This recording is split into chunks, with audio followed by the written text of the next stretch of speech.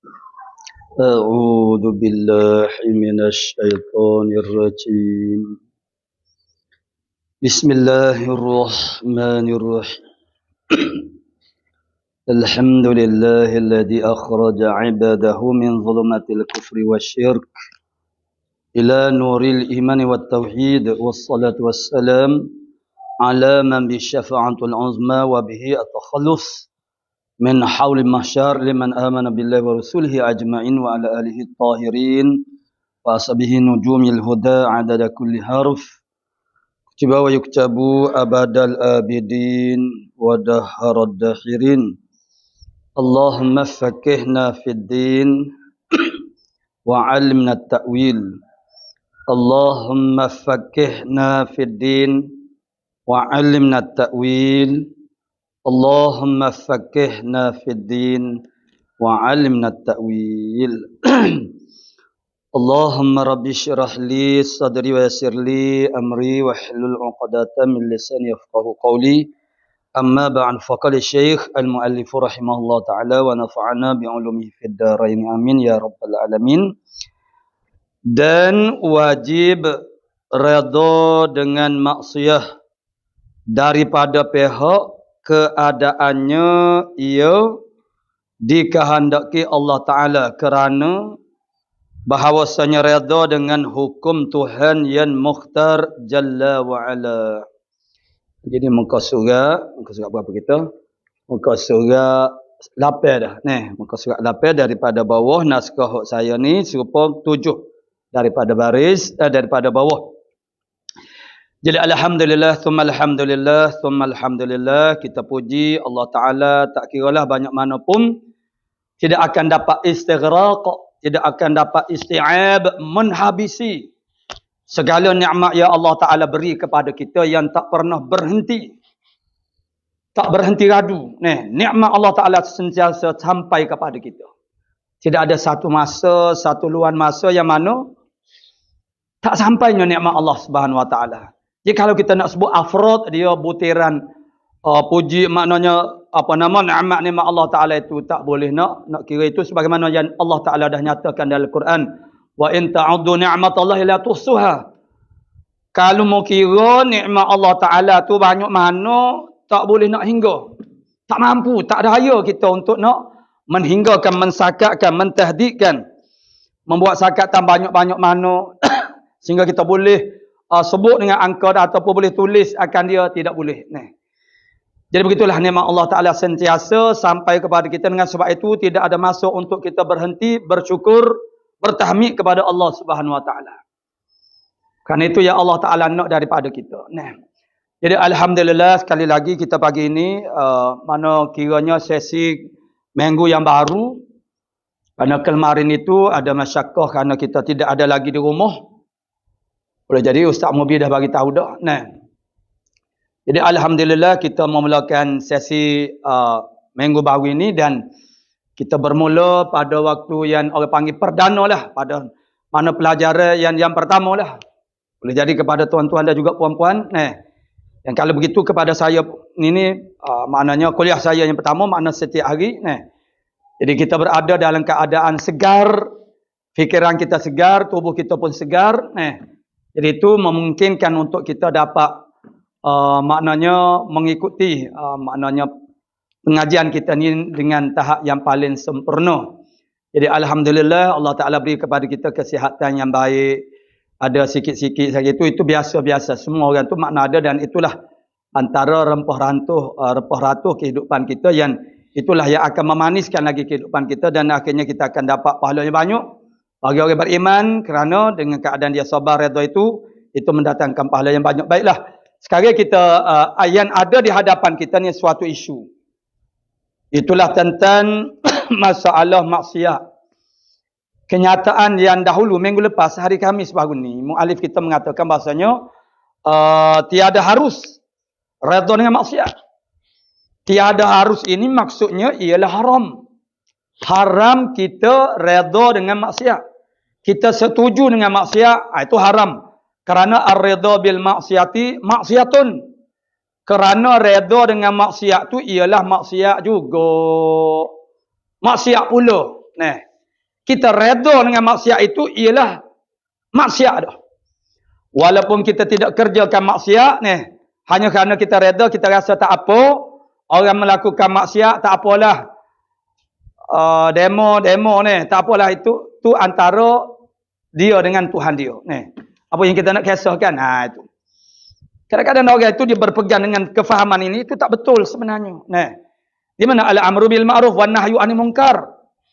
Di mana orang panggil perintah Allah Taala berdakwah kepada manusia. Ni, kalau kita tidak perlu mempedulikan, kita tidak payah mempedulikan tentang ahwal muslimin, tentang ketaatan mereka kepada Allah Taala. Nah, jadi bertentang, bercanggah. Ini maksudnya kita tak boleh redha. Nah, sekurang-kurangnya tak boleh kita kata tak apalah. Dia nak buat ni, asalkan kita tak buat, tak boleh lagu tu. Kita kena rasa sangat marah kepada orang yang melakukan maksiat. Ya, kita nak tegah dengan tangan, kita tak mampu, dengan lidah kita tak mampu. Tegah dengan hati maksudnya kita rasa tak setuju, kita tak suka, kita nak marah kalau orang melakukan maksiat. Hanya kerana kita ni tak mampu, maka setakat itu sajalah. Itu wadzalika adhaful iman. Demikian itu ialah selemah-lemah iman. Jadi redha kepada maksiat itu haram, tiada harus. Kerana itu juga jatuh ke dalam maksiat pula. Kerana bapa hari kita tu redha dengan maksiat kerana keadaan maksiat itu ialah perkara yang ditegah oleh Allah Taala. Sebab tu kita tak boleh redha. Kita tak boleh nak redha dengan maksiat kerana ia barang larangan Allah Subhanahu Wa Taala. Allah Taala larang.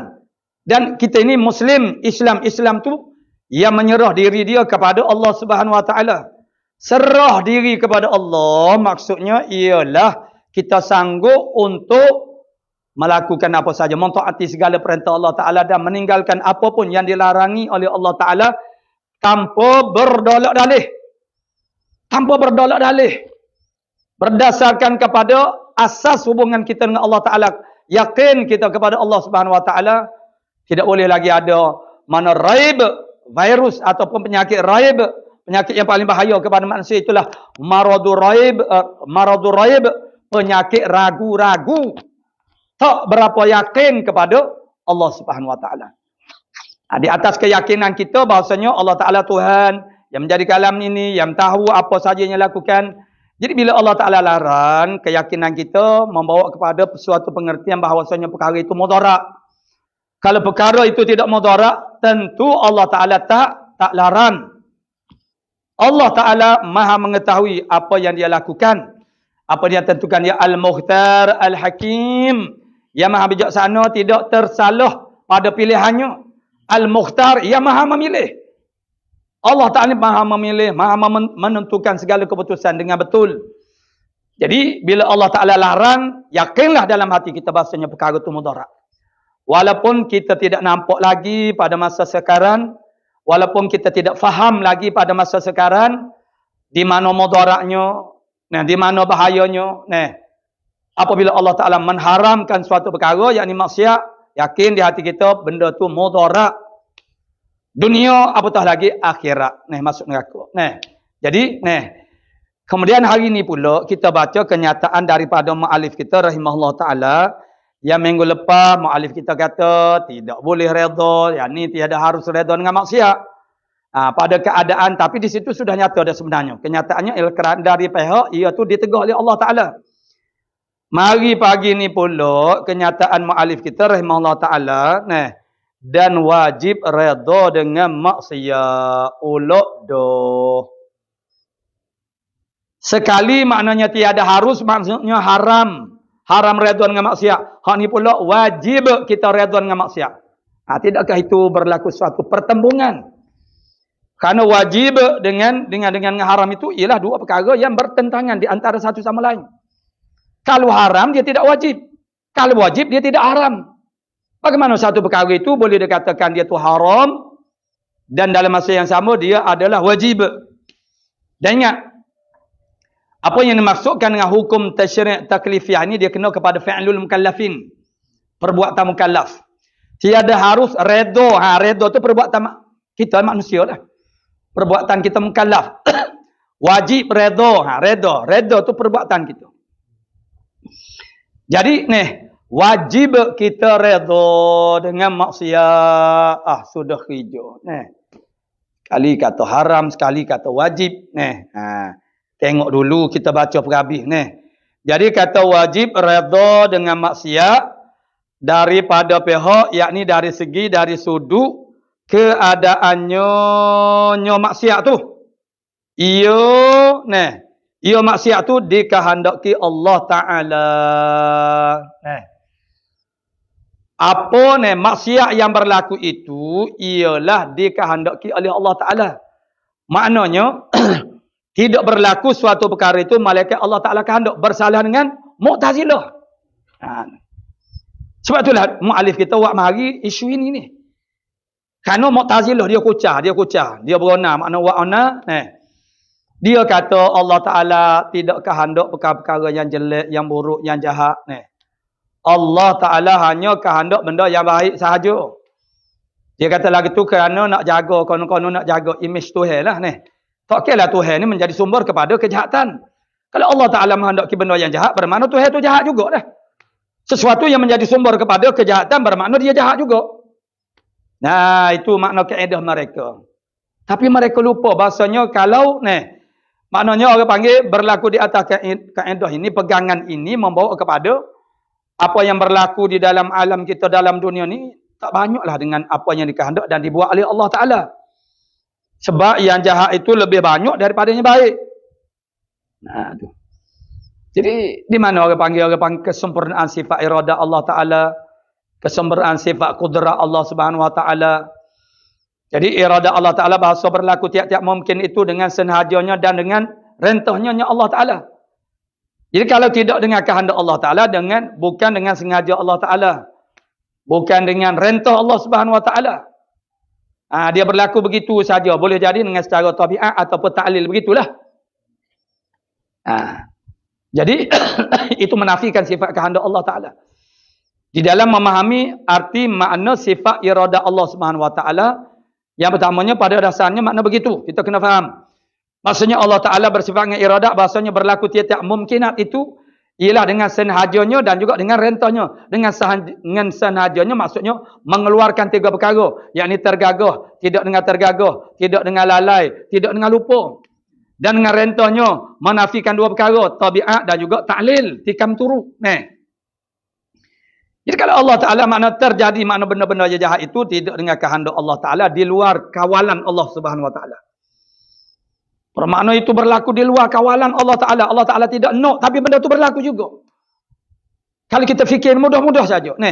Kita fikir mudah, cara mudah je. Logik yang sangat mudah. Macam mana Tuhan ini? Dia tak mampu nak kawal kejadian-kejadian yang berlaku di alam ini. Kewibawaan dia sebagai Tuhan tu macam mana? Tuhan tak mampu nak kawal. Berlaku itu dengan tidak kehendaknya. Begitulah. Bila kita tarik pengertiannya itu, kita akan nampaklah suatu natijah yang sangat fasidah, yang mana tak betul, rosak-rosak. Bermakna Tuhan tak mampu nak kawal apa yang berlaku di dunia ini. Tuhan tak mampu nak kawal orang yang melakukan maksiat, melakukan kezaliman, itu bukan kehendak Allah Subhanahu Wa Ta'ala. Itu kata Mu'tazilah. Sedangkan hakikatnya pegangan kita ahli sunnah wal jamaah, semua perkara berlaku itu ialah dengan kehendak Allah Ta'ala. Fa'alul lima yurid.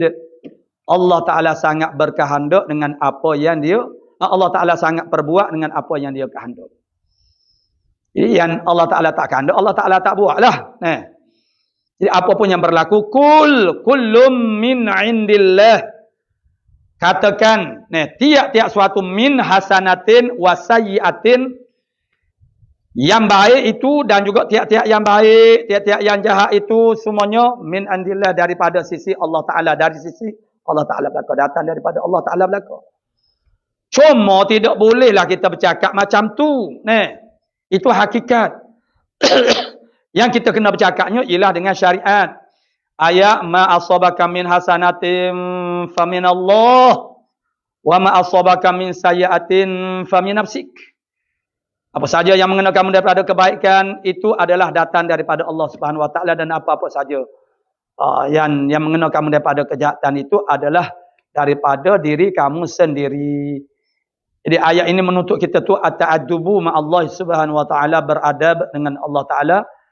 Apa murad, apa maksud dengan kata beradab dengan Allah Taala? Ialah bahawa jangan sekali-kali kita membangsakan perkara yang tak baik itu kepada Allah Subhanahu Wa Taala.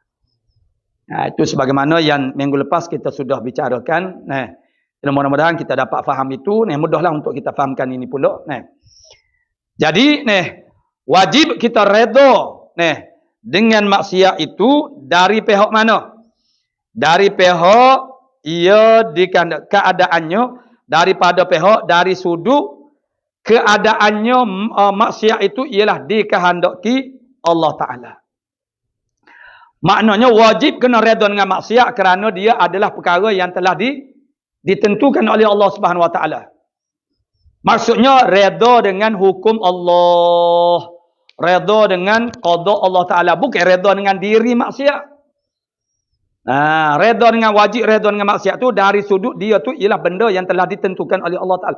Wajib kita redha dengan apa saja perkara yang berlaku, kerana semuanya berlaku dengan keputusan Allah Ta'ala, dengan takdir Allah Ta'ala. Bukan kita redha dengan diri maksiat, kita redha dengan maksiat itu dari sudut dia tu ialah yang maqdiyun, benda yang diqadakan oleh Allah Subhanahu Wa Ta'ala. Dia itu adalah sebagai maqdi, benda yang diqada oleh Allah Subhanahu Wa Ta'ala. Jadi dengan sebab tu makna redha dengan diri diri hukum Allah Ta'ala. Hukum ni makna maqdi, benda yang dihukum oleh Allah Ta'ala. Ketentuan Allah Ta'ala dah. Jadi wajib redha dengan maksiat daripada pihak keadaannya ia dikehendaki oleh Allah Ta'ala, kerana bahawasanya redha dengan hukum Tuhan yang mukhtar, yang maha memilih Jalla wa Azza. Pada maknanya bahasanya kita redha dengan ianya adalah yang ditakdir dan diputuskan, dihukum. Hukum tu maksud diputuskan oleh Allah Ta'ala, yang mukhtar, yang maha memilih. Jadi satu perkara, ada dua hukum. Satunya haram, satu lagi wajib. Kerana apa? Kerana dilihat suatu perkara itu dari sisi yang berbeza, dari sudut yang berbeza. Jadi suatu kejadian maksiat itu tidak boleh kita redha dengannya, haram kita redha dengannya, dengan sebab dia tu perkara yang ditegah, dilarang oleh Allah Ta'ala. Jadi kita redha dengan perkara yang Allah Ta'ala tegah, Allah Ta'ala larang, itu maksudnya kita tu maknanya melakukan benda yang dilarang jugalah. Dilarang tu apa dia? Redha dengan maksiat tu. Itu dilarang. Redha dengan maksiat dilarang. Bermakna kita redha dengan maksiat itu jadi maksiat juga. Tetapi apabila kita melihat terjadinya maksiat itu ialah dengan qada Allah Ta'ala, dengan hukum Allah Ta'ala, maka wajib kita redha dengan maksiat itu dari sudut dia tu dihukum oleh Allah Ta'ala, dihukum, ditentukan oleh Allah Subhanahu Wa Ta'ala. Dia mudah je dia punya analoginya, perbandingannya begini, mudah je. Misal begini kita katakan, kita kata almari. Jadi suami isteri, dia pergi kedai perabot untuk membeli almari, misalnya. Jadi mereka begitu, mencari-cari, memerhatikan mana-mana almari yang sesuailah dengan mereka. Jadi apabila diperhatikan kepada suatu almari itu, makna si isterinya mengata cantik, comel. Oh, almari ini cantik, comel, patutlah kita beli dia. Kata si suami, dia kata, dia kata huduh. Apa mari lagu ni? Kenapa yang si suami kata huduh? Kenapa orang panggil? Maknanya isterinya kata comel, sebab isteri dia tengok dari pihak hadapan. Cantik lah. Tok lakinya dia pergi kelih kok belakang, dia tengok pelewuk bodoh je. Kok depan kan? Zaman-zaman sekarang produk mana kok depan tu bukan main cantiknya. Tapi bila kita intai kok belakang, dari sisi belakang, jadi maksudnya, sesuatu itu, makna dikatakan cantik, dalam maksud yang sama, ada mengatakan hodoh. Hanya kerana tidak sepakatnya itu, tidak muafakahnya itu ialah kerana dilihat dari sudut yang berbeza. Macamlah kita kereta ke manusia ke. Makna kita lihat daripada satu sudut cantik. Kalau kita lihat dari sudut yang lain tak cantik. Kereta banyak kita tak mahu sebutlah kereta jadi mengumpat ke kereta tu pula. Mengumpat ke kereta, mengumpat kepada tuan yang menjadi bukan yang menjadi kereta tu. Setengah-setengah jenis kereta tu kita tengok kok depan comel, cantik. Tapi bila kita tengok kok belakang, tak cantik. Kadang-kadang cantik kok belakang. Jadi hukumnya terbit jadi berbeza-beza hanya kerana melihat dari sisi yang berbeza. Itu saja. Maksiat itu kalau kita lihat dari sisi, dia adalah perkara yang ditegah, dilarang oleh Allah Ta'ala. Maka haram kita redha dengannya. Tapi bila kita lihat dia dari sudut dia adalah maqdi, benda yang diqada, mahkumun alaih, yang dihukumkan.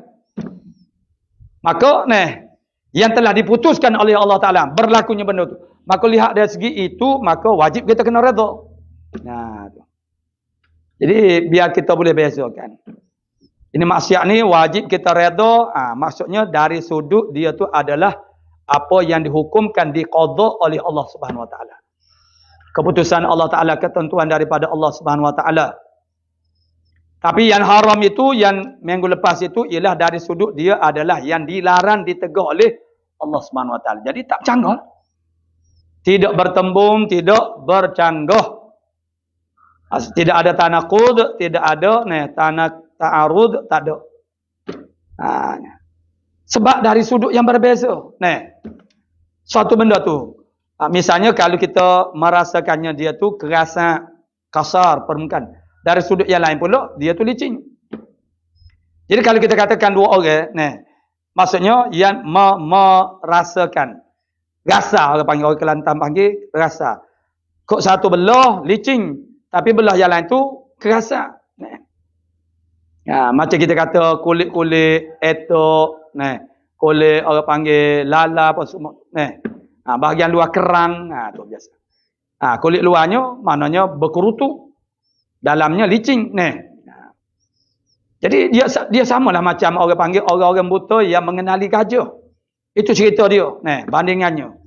Apabila kita tu melihat sesuatu perkara itu daripada satu sudut saja, maka kita memahami dan mengenali dia dari sudut itu sajalah. Yang sebahagiannya mengatakan seperti dinding, hanya kerana dia memegang itu, ialah yang dia pegang itu ialah tubuhnya, tubuh gajah. Yang mengatakan seperti daun, yang mengatakan seperti tiang, gajah itu makna macam tiang, kerana dia hanya memegang akan kakinya sahaja. Jadi begitulah kita maknanya dilihat suatu perkara itu dari sudut yang berbeza, maka kita akan terlibatlah hukum-hukum yang berbeza. Hukum itu makna haram redha dengan maksiat, wajib redha dengan maksiat. Pada zahirnya kalau kita katakan begitu berlaku pertembungan, hakikatnya tidak, kerana mura'ah kepada sudut yang berbeza. Yang haram kita redha dengan maksiat dari sudut dia tu ialah ditegah dan dilarang oleh Allah Taala. Wajib kita redha dengan maksiat kerana dia adalah perkara yang telah ditentukan oleh Allah Taala. Redha dengan keputusan Allah Taala, hukumnya adalah wajib. Redha dengan perkara yang ditegah oleh Allah Taala, hukumnya adalah haram. Begitu saja. Dan wajib redha dengan maksiat daripada pihak keadaannya maksiat ia dikehendaki Allah Taala, kerana bahawasanya redha dengan hukum Tuhan yang mukhtar. Pada hakikatnya ialah redha dengan hukum Tuhan yang mukhtar, yang maha memilih. Mana Jalla wa'ala, mana Tuhan yang maha besar dan juga maha tinggi. Jadi sebenarnya kita bukan redha dengan diri maksiat. Kita redha dengan diri qada Allah Ta'ala. Itu sebenarnya. Jadi qada Allah Ta'ala tu tak kira lah apa pun wajib kita kena redha. Di atas dasar dia itu adalah qada dan qadar Allah Ta'ala, wajib kita kena redha. Di atas dasar dia benda yang ditegah oleh Allah Ta'ala, wajib kita kena haram kita tu redha. Tu. Qala muallifur rahimahullahu ta'ala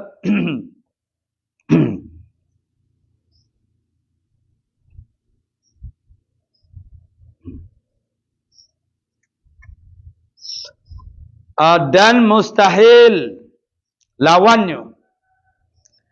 Tentu tidak yang melawan ni akan dia. Dan mustahil makna tentu tidak. Tidak, tentu tiada lah sebab sifat ma'ani makna sifat yang bangsa ada. Tentu tidak makna tentu tiada yang melawan kepada dia tu, iaitu lawannya dengan makna yang melawan, iaitu ada sesuatu dengan ketiadaan kehendaknya Allah. Ada sesuatu itu dengan tidak kehendak Allah Ta'ala. Sebagaimana Mu'tazilah tadi. Ini perkara-perkara yang tak baik itu, Tuhan tak kehendak. Itu mustahil. Tentu tidak. Seperti ada ia dengan tergagah. Ada dengan tergagah maknanya dengan keterpaksaan. Tu. Maknanya Tuhan tidak dapat nak kawal dia. Di luar daripada orang panggil kesedaran. Dan juga kemahuan Allah Subhanahu Wa Taala. Itu dengan sengaja. Kawalan itu makna dengan rentah. Tidak dengan rentah Allah Taala, di luar kawalan Allah Taala. Dia berlaku itu di luar daripada kawalan Allah Taala dan bukan di atas rela. Maknanya Allah Taala menghendaki benda itu tidak. Itu mustahil. Benda itu berlaku dengan tidak kesedaran Allah Taala.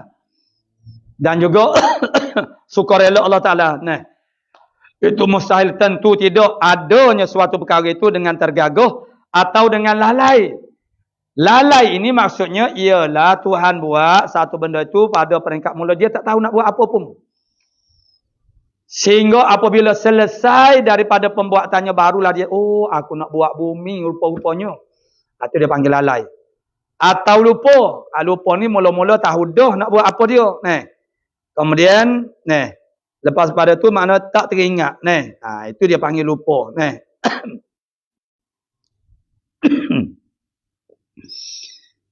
Tiga tu ternafi. Jangan ada salah satu daripada tiga saat ni. Tergagah, lupa, lalai dan juga lupa. Salah satu daripada tiga perkara ini akan menafikan makna senhaja.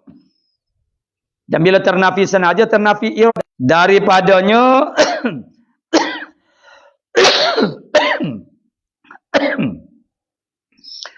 atau terlupa daripadanya daripada Allah Ta'ala. Itu tidak mungkin.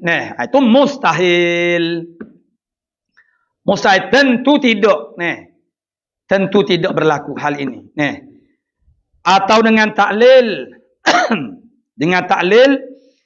Jadi dia kita ingat dulu gini. Biar kita nampak. Berdasarkan kepada ta'rif. Ingatkan semula. Baca semula kalau kita tak faham lagi. Apa makna iradah? Allah Ta'ala berkehendak. Maknanya berlakunya tiap-tiap mungkin itu dengan senhajanya Allah dan dengan rentahnya Allah Ta'ala.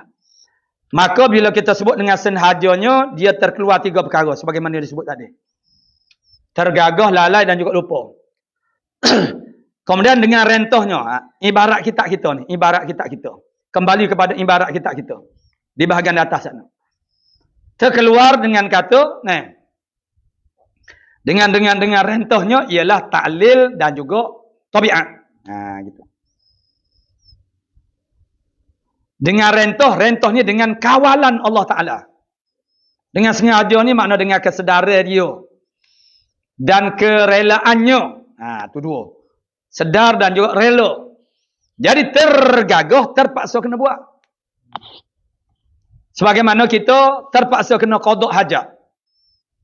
Nak qada hajat, kalau boleh, kalau kita diberi pilihan, kita tak mau pun. Nak pergi ke mana pula ni? Marilah kita nanti nak kencing, nak berak. Awak nak ni. Kita tidak mau pun, tapi kita telah terpaksa kena buat.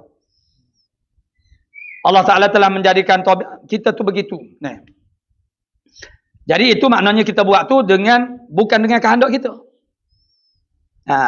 Kalau dengan kehendak kita bermakna benda yang kita memang mahu nak buat, kita suka nak buat. Kita tak mahu tapi terpaksa dah, tak ada arah dah. Terpaksa buat bilik tandas.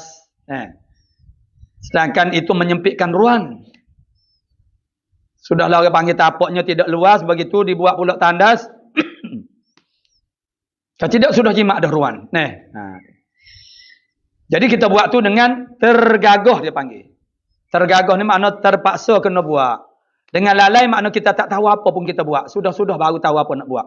Lupa ni tahu dah mula-mula. Tapi tengah-tengah tu tak teringat pula. Tak tahu apa nak buat. Tak sedar apa yang... tu dia panggil lupa. Jadi tiga-tiga tu tidak ada pada Allah Ta'ala. Nah, dan itu akan menafikan makna sengaja. Salah satu saja daripada tiga tu menafikan makna sengaja. Kemudian ta'lil. Atau dengan ta'lil itu mustahil.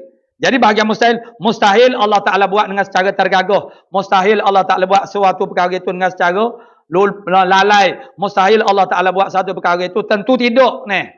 Mana tentu tidak Allah Ta'ala memperbuatkan suatu perkara itu dengan tergagah. Tentu tidak Allah Ta'ala memperbuatkan suatu perkara itu dengan secara lalai. Tentu tidak Allah Ta'ala melakukan satu perkara itu dengan secara terlupa. Tidak berlaku. Tentu tidak. Mustahil. Dan mustahil Allah Ta'ala buat dengan ta'lil. Ta'lil itu maksudnya kerana. Seperti yang dicontohkan ialah gerak cincin dengan gerak jari. Cincin di jari. Bila kita bergerak jari, cincin tu bergerak jugalah. Maka itu dipanggil ta'lil. Tikam turuk. Tikam turuk tu selalu. Selalu. Tu. Ataupun dia panggil, kalau bahasa moden sekarang dia panggil automatik. Tu makna ta'lil. Automatik. Automatik dah. Gerak jari, geraklah cincinnya. Tu. Automatik dah. Dia dah jadi. Bila kita buka pintu, dia bunyilah loceng dia. Masuk 7E. Jadi maknanya itu automatik dah begitu. Jadi, ta'lil itu maksudnya tikam turuk. Maksudnya ada illah, ada ma'lul. Begitu. Jadi, ada Allah Ta'ala itu ialah illah kepada ada makhluk. Ada makhluk tu dia panggil ma'lul. Itu kalau ta'lil. Jadi itu ternafi. Tidak mustahil Allah Ta'ala buat suatu perkara itu dengan ta'lil. Automatik. Bermakna ada Allah Ta'ala ada makhluk. Dia akan pergi kepada apa dia? Makna kefasadan dia panggil berhimpun berbilang-bilang qadim. Allah Ta'ala qadim. Kita makhluk pun qadim jugalah. Dah otomatik ada Allah Ta'ala ada kita. Jadi berbilang-bilang qadim. Jadi Allah Ta'ala tidak buat atas dasar ta'lil. Kerana itu menafikan rentah. Rentah ni dalam kawalan dia. Dia berlaku suatu perkara itu, kalaulah dengan secara ta'lil bermakna dia berlaku di luar kawalan kita. Benda yang otomatik. Kita tak boleh nak itu dah. Dia otomatik dah berjadi lagi tu dah. Itu maknanya ta'lil. Jadi ta'lil itu terkeluar daripada makna kehendak. Jadi mustahil. Mustahil tentu tidak. Mustahil makna tentu tidak. Mustahil tentu tidak. Allah Ta'ala menjadikan suatu perkara itu dengan ala sabil ta'lil. Di atas jalan ta'lil. Di atas jalan ta'lil. Atau dengan tabiat. Tabiat tu menjadikan alam ini. Buat bumi, buat tu tabiat. Itu bukan. Jadi kalau tabiat itu dia panggil benda yang dah semula jadi. Kalau dengan kita manusia, benda dah jadi begitu. Tabiat kita dah. Tabi'an. Memang lagu tu dah. Jadi bukan juga. Jadi kalau itu dengan tabiat, apapun yang berlaku itu dengan tabiat. Tabiat Allah Ta'ala menjadikan bumi. Menjadi, tak boleh duduk dia. Misal kita kan. Orang akan kata macam tu pula. Maka itu mustahil. Jadi mustahil yang melawani kepada sifat iradah itu 5 perkara. Ingat ni. Yang melawankan akan sifat iradah itu 5 perkara. Maka mustahil 5 perkara ni. Yang mustahilnya ialah 5 perkara ni. Apa dia? Buat dengan secara tergagah, buat dengan secara lalai, buat dengan secara lupa, buat dengan secara ta'lil, illah ma'lul, buat dengan secara tabiat. Tabiat tu buat bumi. Dia tak boleh nak kawal dah diri dia ni. Dia jadi begitu dah. Buat bumi. Tabiat dia. Tabiat. Perangai dia. Bukan begitu. Tu. Jadi itulah makna mustahil. Makna tentu tidak yang melawaikan bagi sifat iradah ini sebagaimana disebut tadi. Dan faro antara keduanya. Antara ta'lil dengan tabiat ni dia macam nak musyabahan, macam nak semih, macam nak shibis-shibis dia panggil. Nak serupa. Macam tidak ada beza. Begitulah soalannya. Macam-macam benda tu hok tula je. Begitulah sebenarnya ada farok dia, ada perbezaan dia ni. Jadi apa dia punya perbezaan dia. Dan farok mana perbezaan. Farkun. Dan beza antara keduanya antara ta'lil dengan tabiat. Itu. Bahawasanya yang maujud, yang ada dengan ta'lil. Yang ada dengan ta'lil itu tiada terhenti ia, tidak terhenti nak jadi ada. Sesuatu yang maujud, yang ada itu dengan cara ta'lil, maka tiada terhenti ia. Tiada terhenti yang ada itu melainkan atas illahnya jua. Jadi gerak cincin itu dia panggil ma'lul, benda yang dikerana. Jadi nak jadinya gerak cincin itu ialah dengan adanya gerak jari. Jadi dia terhenti di atas illah dia. Gerak jari itu dia panggil illah. Tu. Gerak cincin itu dia panggil ma'lul. Tu. Jadi itu yang wujud adanya gerak cincin itu dengan sebab adanya gerak jari. Kalau tidak ada gerak jari, maka tidak ada gerak cincin. Itu dipanggil illah ma'lul atau dia panggil ta'lil. Yang maujud dengan secara ta'lil ini dia terhenti kepada saja adanya illah dia. Tidak ada syarat-syarat yang lain. Itu maknanya sesuatu yang ada itu dengan ta'lil. Maka manakala tafriqnya, maka manakala didapatkan illahnya, ada illahnya, didapatkan akan ma'lul. Ada gerak jari, adalah gerak cincin. Tidak ada gerak jari, tidak ada gerak cincin. Yang zahirnya begitulah pegangan kita ahli sunnah wal jamaah. Allah Ta'ala yang menjadikan gerak jari, Allah Ta'ala juga yang menjadikan gerak cincin itu adalah perasingan daripada gerak jari. Al-fa'il kullun manafa'iluhu fa'iluhu ialah Allah Subhanahu wa Ta'ala. Allah Ta'ala berlaku. Baik gerak jari, gerak cincin semuanya itu ialah Allah Ta'ala. Tu. Dengan kehendak Allah Ta'ala.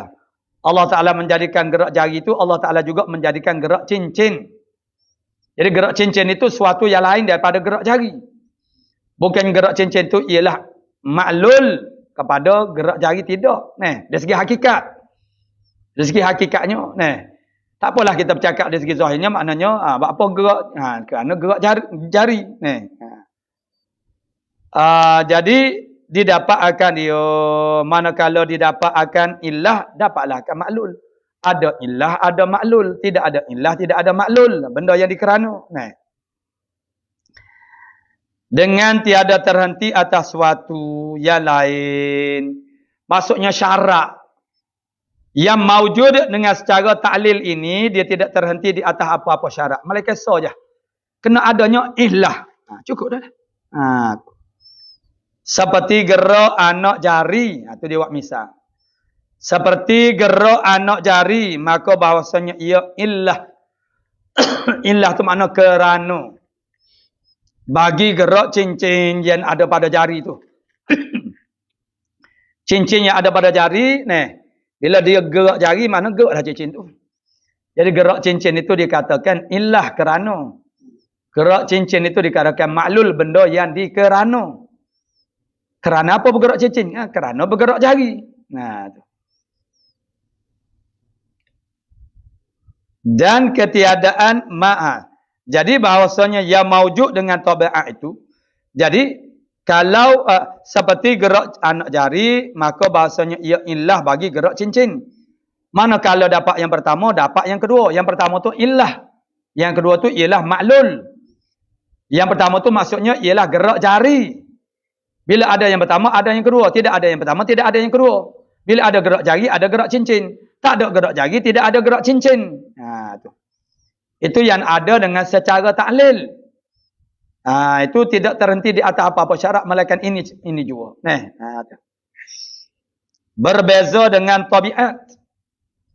Adapun tabiat, dan bahawasa yang maujud dengan tabiat itu, terhenti ia, ada atas jalan tabiat ini. Yang maujud ianya atas jalan tabiat. Jadi dia terhenti atas ada syarat. Dia terhenti di atas ada syarat. Bila tidak ada syarat, tidak ada masyurut. Benda yang dibuat syarat tu. Benda yang dibuat syarat ni. Dan ketiadaan manik dua perkara. Kena ada syarat dia ni. Dan jangan ada manik. Manik perkara yang menegahkan. Perkara yang menegahkan itu dia panggil manik. Samalah kita belajar dalam fiqh ni. Makna ada dah syarat wajib apa sabab wajib. Seperti masuk waktu dah. Waktu zuhur misalnya masuk. Adalah sabab wajibnya wajib sembahyang, tapi tak wajib juga dia sembahyang sebab apa? Ada manik. Gapo dia manik dia? Haid, nifas. Itu dia panggil manik. Manik ni perkara yang menghalang.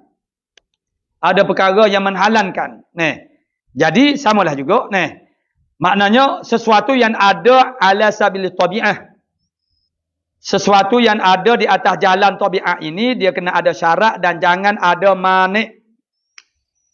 Jangan kena ada syarat dan jangan ada manik. Contoh seperti api. Contohnya seperti kita kata api, ada api. Maka bahawasanya tiada mengangus ia.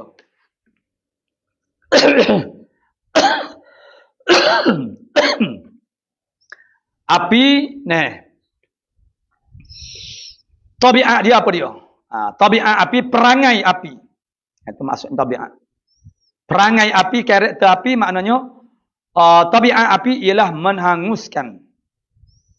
Tetapi tabiat dia ini tidak akan berlaku. Melainkan kena ada syarat dan jangan ada manik. Syarat kena ada, manik jangan ada. Jangan ada manik.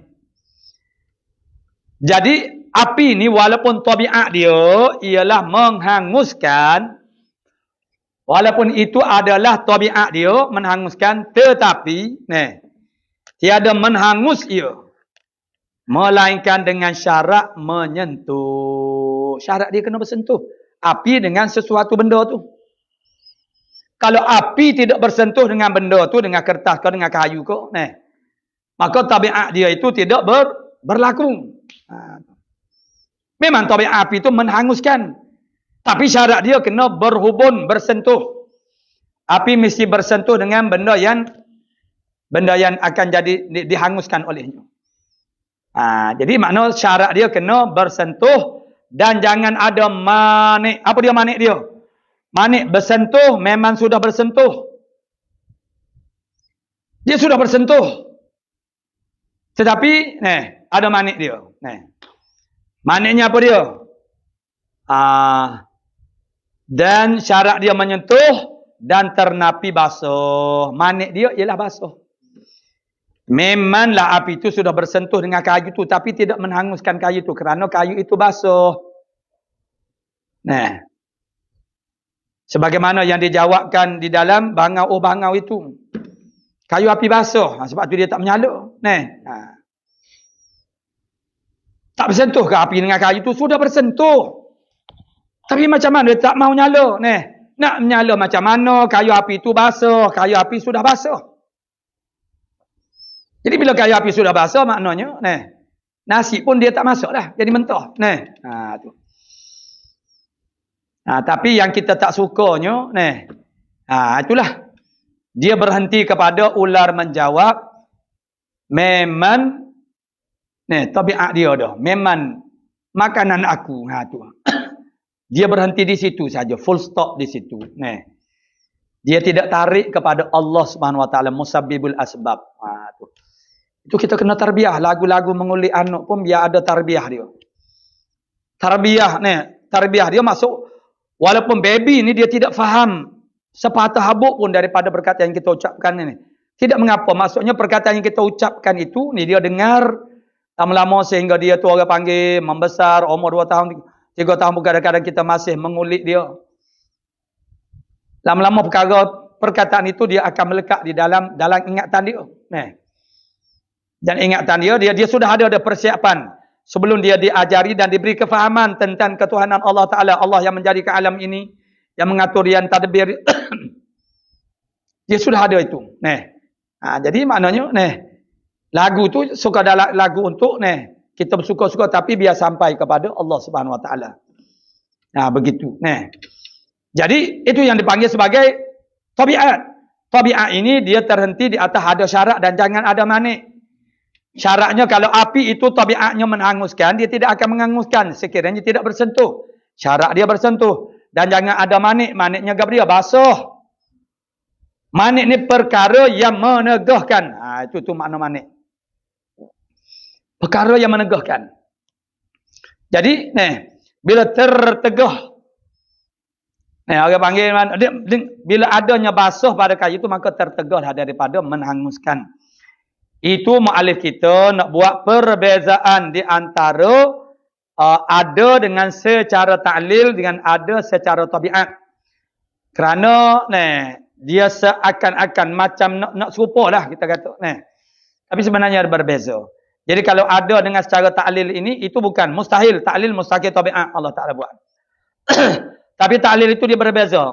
Ta'lil dia tidak ada syarat apapun, malaikat so saja. Iaitulah mesti orang panggil ada illah dia. Kalau tidak ada illah, tidak adalah maklul. Tapi syarat ni dia terhenti di atas syarat dan juga jangan ada manik. Qala muallifur rahimahullahu taala maka barang siapa i'tiqadkan bahawa sesuatu itu,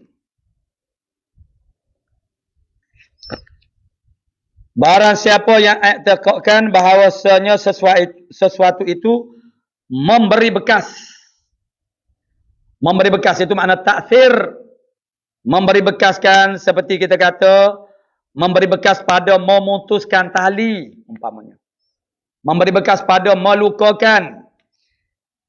Jadi barang siapa i'tiqad dia simpul di dalam hatinya, dia pegang di dalam hatinya bahawa sesuatu itu memberi bekas dengan illah. Maksudnya artinya suatu daripada hamba dan daripada segala sebab yang beradat seperti api pada menghanguskan. Maknanya yang memberi bekas itu dengan ta'lil, dengan illah. Siapa dia i'tiqad bahawasanya sesuatu itu memberi bekas dengan illah.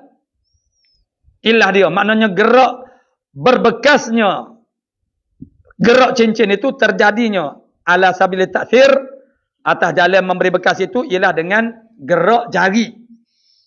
Contohnya. Jadi siapa-siapa dia saja yang i'tiqad bahawa sesuatu itu memberi bekas dengan illah atau dengan tabiatnya, yakni dengan zatnya. Itu makna dengan tabiat, maksudnya dengan zat dia lah. Tu. Yakni dengan zatnya, maka tiada khilaf pada kufurnya. Tidak ada khilaf ulama. Maksudnya i'tiqad yang begini menjadikan kufur. Mu'taqidnya orang yang beriktikad dengan hadzal i'tiqad. Dengan ini i'tiqad. Wal iyadzabillah, kita minta jauh daripada itu dengan Allah Subhanahu Wa Taala. Mana daripada kufur. Jadi, fahamkan balik baik-baik. Barang siapa yang i'tiqad, barang siapa yang berpegang dengan hatinya ataupun menyimpulkan di dalam hatinya bahawasanya mana sesuatu itu terjadi dengan memberi bekas oleh illah ataupun tabiatnya. Tabiat sesuatu itu. Contohnya kita kata pisau. Pisau. Jadi dengan ilahnya ataupun tabiat pisah. Tabiat pisah melukakan ataupun memutuskan. Jadi barang siapa yang beriktikad bahawasanya terjadinya suatu perkara itu ialah dengan illah ataupun dengan tabiat suatu perkara, maka i'tiqad yang lagu ni tidak ada khilaf ulama. Ulama-ulama tidak berkhilaf bahawasanya i'tiqad yang macam ini membawa kepada jadi kafir orang yang beriktikad. Yani mu'taqidnya. Mu'taqidnya dihukumkan dengan kafirun. dengan tidak ada khilaf ulama. Nah.